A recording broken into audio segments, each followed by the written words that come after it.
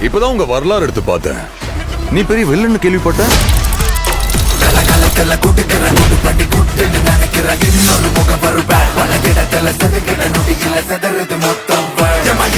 இருக்கிற வரகில எவனுக்கு முடிவுன்னு தெரிஞ்சுக்க வழி இருக்கா? இவன் பறக்கிற திசையில தெரிகிற எதிரிய முடிச்சிட்டு மன்னவன் போல் சிரிப்பான்.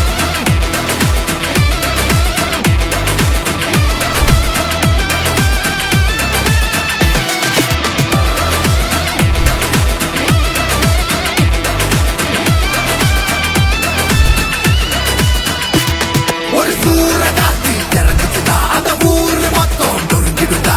நேர நின்று குறைச்சவல்லா மண்டிய போட்டுட்டு மன்னிப்பு கேட்டுடு.